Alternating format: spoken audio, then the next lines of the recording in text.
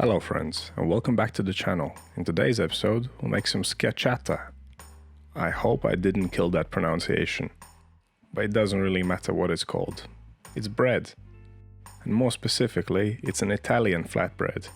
Looks kind of like a focaccia, but it's a lot more basic than that.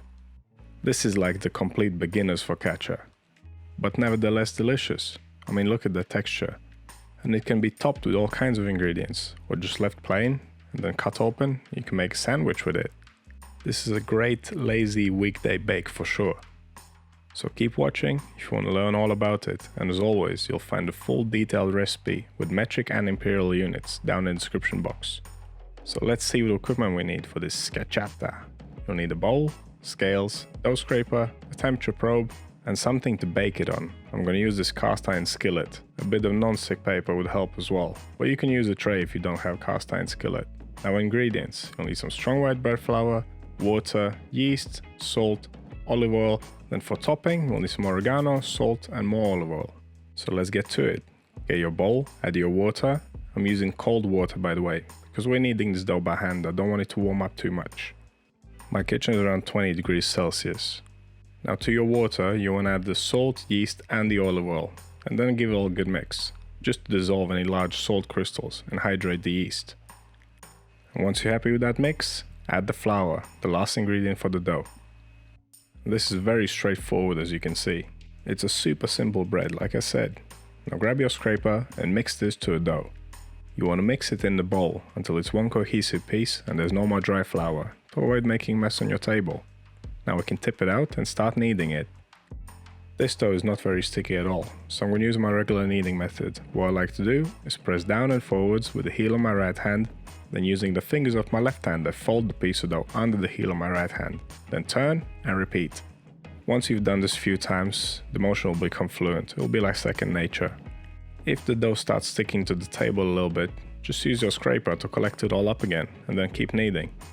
We want to knead this dough for around 6 minutes in total. It doesn't take too long at all.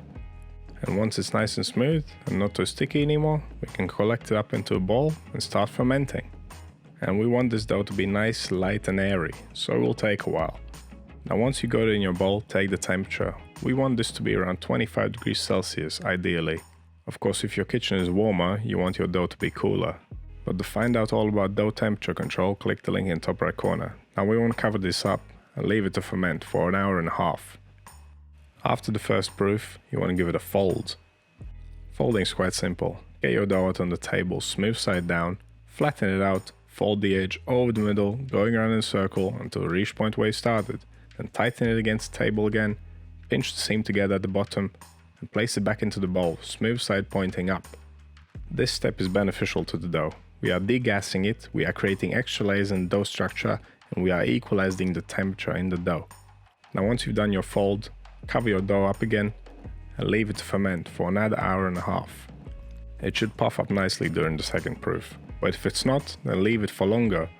If it's puffing up too quickly, cut the fermentation time down. Now take the rest of the oil and pour most of it around the dough. Get your non-stick paper ready and grab your scraper and release the dough from the bowl. You want to coat it in the oil all the way around.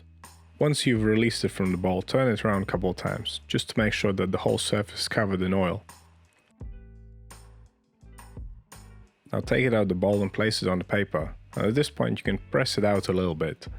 But don't go too crazy, you don't want this to be completely flat. And press it gently, you don't want to deflate it too much. So once you press it down to size, we can start the final fermentation. You don't have to cover this up because it's covered in oil and it's not going to dry out. At this point you can start preheating your oven to 190 degrees Celsius with the fan on. Also preheat your pan if you're using one. It took around an hour to rise. Because it's quite flat, it's not so apparent. But you can definitely feel it when you poke it with your finger. It's really supple and it leaves an indentation. Now grab your oregano or toppings of choice and sprinkle it all over. And use some sea salt as well. And then pour over the remaining oil and dimple everything in with your fingers. Just make sure when you dimple it, it goes straight down to the table.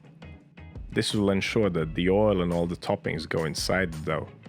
And yes, you could top it like a focaccia with some roasted vegetables and olives. That is up to you. Just make sure that you don't add too much topping. You don't want to weigh this down too much. Now if you are using a cast iron skillet like I am, make sure you don't burn your table. Then take your hot pan out of the oven, get your bread in there, and then pop it back in the oven. It should not take more than 20 to 25 minutes to bake fully. And that's the simple Italian flatbread. It takes a few hours to make, but it's very little hands-on time, and that's why it's so easy. Enjoy it whilst it's still nice and fresh. If you have any questions or suggestions, drop them down in comments as always. Subscribe for more videos. Thank you for watching, and I'll see you in the next one.